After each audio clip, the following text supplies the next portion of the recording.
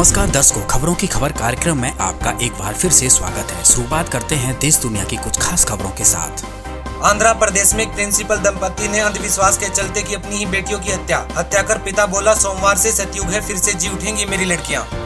सिक्किम में बॉर्डर पर एक मामूली झड़प में 20 चीनी सैनिक हुए बुरी तरह से जख्मी, सेना ने दी जानकारी।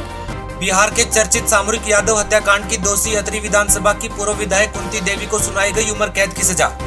केरल के मोहिसन को मरणोपरांत दिया सर्वोत्तम जीवन रक्षा पदक। इसके अलावा राष्ट्रपति ने की 40 अन्य मेडल की भी घोषणा। प्रवर्तन निदेशालय ने मुंबई में बिल्डर समूह के 10 परिसरों पर की छापेमारी। एनसीबी की टीम ने ड्रग्स के मामले में मुंबई के रायगढ़ से आरिफ भुजवाला को किया गिरफ्तार।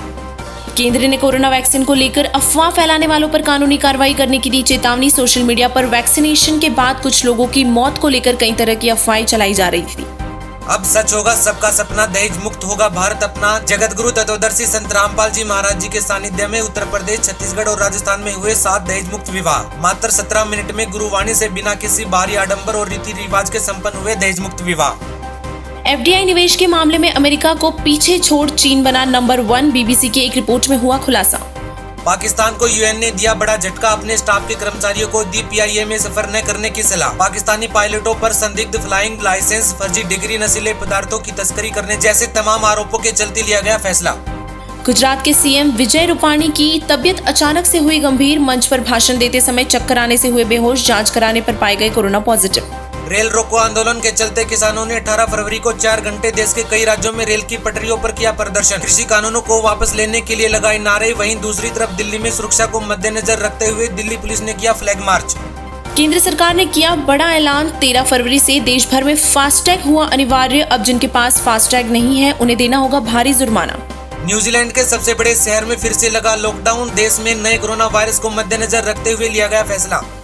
कंज्यूमर वॉइस की तरह से किए गए एक सर्वेक्षण में पाया गया कि 88% भारतीय चाहते हैं कि देश में और मजबूत हो तंबाकू निषेध कानून। अब सिर्फ 1 रुपए में मिलेगा इलाज। उड़ीसा के संबलपुर में खोला गया देश का सबसे सस्ता क्लिनिक। यह अस्पताल गरीबी व असहाय लोगों के लिए होगा कारगर। बेंगलुरु में कोरोना का हुआ डबल अटैक। एक ही अपार्टमेंट में 28 और नर्सिंग होम से 40 छात्र मिले कोरोना पॉजिटिव। वहीं जापान में कोरोना के पहले टीके को मिली मंजूरी। अब देश में बुधवार से शुरू होगा टीकाकरण। धोखाधड़ी व अनचाहे कॉल्स को रोकने के लिए बनेगी डिजिटल इंटेलिजेंट यूनिट, केंद्रीय दूरसंचार मंत्री ने किया ऐलान। म्यांमार में फौज का विरोध कर रहे प्रदर्शनकारियों को हो सकती है 20 साल तक की सजा और साथ ही भारी जुर्माने का भी होगा प्रावधान। कोरोना वायरस के कारण रोजगार घटने से गहरा हो सकता है दुनिया भर में पर्यावरण का संकट, अंतर्राष्ट्रीय ऊर्जा एजेंसी ने जताई चिंता। स्वदेशी रुस्तम 2 को डीआरडीओ ने बनाया और घातक। अब यह विमान 27,000 फीट तक भर सकेगा उड़ान। जलगांव के किंगांव के पास मजदूरों को ले जा रहा एक ट्रक पलटा, हादसे में 15 लोगों की हुई मौत, मृतकों में बच्चे और महिलाएं भी थी शामिल। गुजरात के 4 शहरों में फिर लगा नाइट कर्फ्यू। 16 फरवरी से 28 फरवरी तक रात 12 बजे से सुबह 6 बजे तक जारी रहेगा प्रतिबंध। कोरोना वायरस के बाद इबोला वायरस से डरी दुनिया। WHO ने अफ्रीका महाद्वीप के देशों में जारी किया हाई अलर्ट। पीएम मोदी बोले, तेल और गैस के बुनियादी ढांचे के निर्माण पर 5 साल में खर्च करेंगे 7.5 लाख करोड़ रुपए। मध्य प्रदेश के सीधी जिले में बस हादसे में 50 लोगों की गई मौत। संकरे रास्ते पर चल रही बस 22 फीट गहरी बाणसागर नहर में जा गिरी। हादसे के बाद पोस्टमार्टम के लिए डॉक्टर भी पड़े कम। मुंबई में 10 महीने में बिना मास्क पकड़े गए 15 लाख लोग। एकत्रित हुआ 30 करोड़ रुपए का जुर्माना। बीएमसी ने दी जानकारी। भारत में हिट हो गया कू ऐप। पिछले 7 दिनों में इस पर 10 लाख से ज्यादा यूजर्स जुड़े। अब कुल यूजर्स की संख्या हो गई है 40 लाख के पार। पंजाब में किसान आंदोलन के बीच 7 निकाय चुनाव में से 6 पर कांग्रेस ने किया कब्जा। वहीं अकाली दल से अलग हुई भाजपा रही चौथे स्थान पर।